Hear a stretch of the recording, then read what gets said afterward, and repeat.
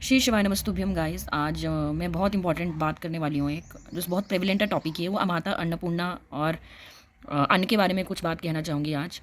अ, अब अन्नपूर्णा माता या अन्न, चावल, दाल, अनाज जिससे आपका पेट भरता है, मुझे ये मत कहिएगा कि किसी मज़हब से, एक मज़हब से रिलेटेड है, क्योंकि नाम अलग है बट अनाज सब खाते हैं, दाल सब खाते हैं, चावल सब खाते हैं और ये प्राण स्तोत्र है। जो अनाज है, खैर धर्म के अकॉर्डिंग तो माता अन्नपूर्णा जो हैं वो अन्न की अधिष्ठात्री देवी हैं। ये भगवती जगदम्बा का ही रूप है और इनके बारे में मुझे मुझे लगा कि बात करना काफ़ी आवश्यक हो गया है इन दिनों में, क्योंकि आजकल जो कल्चर चला है ना, अनाज को केवल एक टेस्ट के पॉइंट ऑफ व्यू देखने का और उसका असली महत्व नहीं समझने का, उस पर मुझे बात करनी है। ये वीडियोस जो मैं बना रही हूँ स्पेशली आज की जनरेशन के लिए है, जो अपना धर्म भूल रहे हैं, जो अपना कल्चर भूल रहे हैं, क्योंकि उनको इस कल्चर के बारे में पढ़ाया ही नहीं गया है। आप फिज़िक्स पढ़ते हैं, आप केमिस्ट्री पढ़ते हैं, आप डिफरेंट बुक्स पढ़ते हैं तो आपको पता लगता है कि अच्छा ये थ्योरी है, ये इसकी लैंग्वेज है, ये इसकी एक्सप्लेनेशन है, तो आप मानते हैं। पर आपको जब आपके धर्म के बारे में पूछा जाता है तो आप बिल्कुल ब्लैंक हो जाते हैं। वो इसलिए ब्लैंक होते हैं, इसलिए नहीं क्योंकि वो एग्जिस्ट नहीं करता है, वो इसलिए आप लोगों को नहीं पता होता है क्योंकि आप लोगों ने उसके बारे में पढ़ा नहीं है, और दूसरा आपके पेरेंट्स ने आपको उसके बारे में रुचि पैदा नहीं करवाई है, ना उन्होंने प्रोत्साहन दिया है कि आप उसको पढ़ें। मेरी 100% गारंटी है, बिना आध्यात्मिक ज्ञान के आप भौतिक जीवन में सफल नहीं हो पाएंगे। आप सिर्फ एक कोल्हू की बैल की तरह काम करते जाएंगे, धन लालच माया में फंसते जाएंगे और असली आपके जीवन का जो उद्देश्य है आप उसको बिल्कुल नहीं समझ पाएंगे। आपका पूरा जीवन निरर्थक हो जाएगा। खैर, आज अनाज पे आते हैं। आजकल बहुत ट्रेंड चला है, कहीं भी मैं जाती हूँ देखती हूँ अनाज जूते पहन के, चप्पल पहन के खाया जाता है। उससे पहले मैं इस टॉपिक पे आई, उससे पहले मैं खाऊँ अनाज अन्न है क्या? अन्न वो चीज़ है कि जो अगर ना हो तो आपको प्राणहीन कर दे। अनाज के खाने से आपका खून बनता है, आपकी मांसपेशियाँ बनती हैं, आपकी पूरे जीवन में, आपके पूरे शरीर में एक एनर्जी क्रिएट होती है। आपका प्राण तत्व एज अ प्राण तत्व होता है जिसकी वजह से आप जिंदा होते हैं। तो हमारे धर्म में, हमारे सनातन में हमेशा अन्न को एक बहुत पूजनीय रूप से देखा जाता था। मेरी माता जी ने तो मुझे ऐसे संस्कार दिए हैं, तो वो अभी भी अन्नपूर्णा में हमारे जो जहाँ पे स्थान होता है, किचन जिसको बोलते हैं इंग्लिश में, वहाँ पे जूते चप्पल नहीं पहने जाते हैं।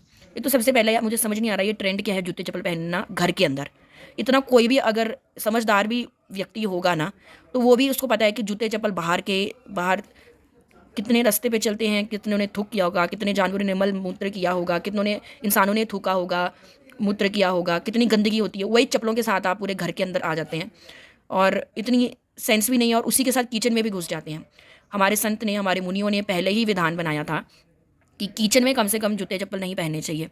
It is not hygienic. मैं उसको बहुत अनसिविलाइज समझती हूँ, अनहाइजीनिक समझती हूँ कि आप घर के अंदर बाहर के रास्ते के पहने हुए जूते चप्पल लाते हैं, स्पेशली किचन में। इतना बैक्टीरिया, वायरस इन्फेक्शन होने का डर होता है, इतना अनहेल्दी एनवायरनमेंट बना देते हैं आप अपने और अपनी बॉडी के लिए, मैं बता नहीं सकती। और ये हमारे कस्टम होता था भारत में। I don't know, I wonder how come Indians were uncivilised यार। ये ब्रिटिशर्स ने जैसा बोला आपने वैसा मान लिया, बट खुद की तरफ देखते तो सही है, आप काफ़ी ज़्यादा पहले से जागरूक और सतर्क और बुद्धिमान थे, पर आपने अपनी परंपरा छोड़ दी। आधे से ज़्यादा जो बीमारियां ऐसे बिन बुलाए आ जाती हैं, गंदे चप्पल जूते जो आप बाहर के अंदर डालते हो, स्पेशली किचन में भी, उसके कारण आती है। आप अध्यात्म से जुड़े नहीं हैं, आप अपने धर्म से जुड़े नहीं हैं। अभी भी मेरी माता जी सबसे पहले जो गैस ऑन करेंगी, सबसे पहले गैस की हल्का सा उसमें या तो स्वास्तिक या थोड़ा धूप देंगी, और जो घी और शहद के साथ तीन तीन हल्का से छिड़काव देंगी गैस के ऊपर, और वो पहला एक तरह से अग्नि को पहला भाग दे देते हैं। ये आप समझते नहीं हैं, ये आप मानते नहीं हैं।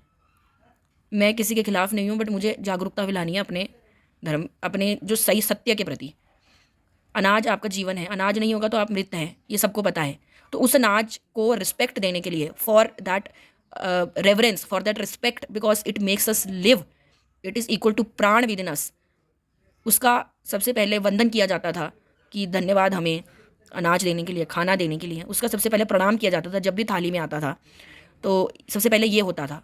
तो ये मेरा आजकल की जनरेशन को यही सीखे, आपके सामने अनाज आ रहा है, सबसे पहले आप उसको प्रणाम करें और धन्यवाद करें माँ अन्नपूर्णा को। दूसरा, उसमें से कुछ हिस्सा चींटियाँ चिड़ियों के लिए निकाल लें थोड़ा। क्यों? मैं आपको रीज़न देती हूँ।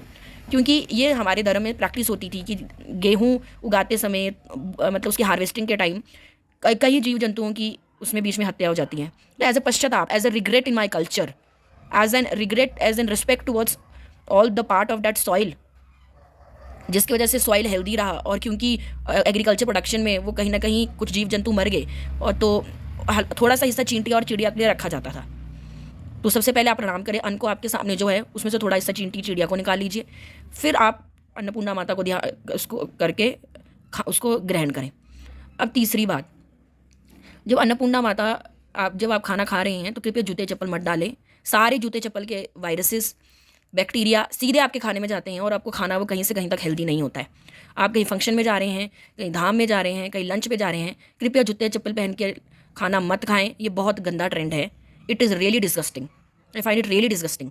हमारे यहाँ कभी ऐसा कल्चर नहीं होता था कि हम खाना खा रहे हैं जूते चप्पल पहन के।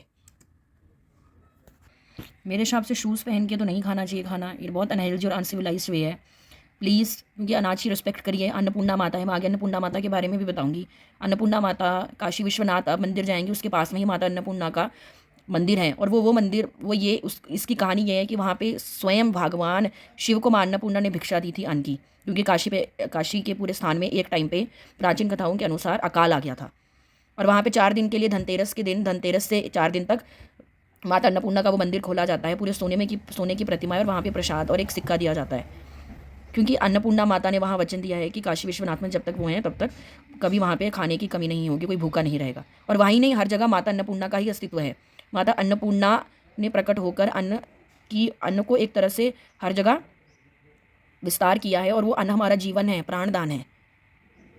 आई don't think so there is nothing great to follow anything in British practices. There I think so उन्होंने मोस्ट अनसिविलाइज प्रैक्टिसेस दिए हैं हमें। We were the most civilised heritage, we were the most civilised persons. धरती पे खाने के क्या फ़ायदे हैं, जिसमें आप लाथी मार के बैठते हैं, 2 टांग जब नीचे बैठा जाता है इस पोस्चर में, जब आप लाथी मारते हैं तो वो सुखासन बोलते हैं उसको, और जैसे इस तरीके से जब बैठा जाता है धरती पे, तो that is the best way, क्योंकि आप बार बार झुकते हैं और आप बेंडिंग करते हो खाना खाने के लिए, फिर आप अपनी पीठ को सीधा करते हैं, तो ये प्रोसेस में डाइजेस्टिव जूसेस बहुत जल्दी और अच्छे से निकलते हैं।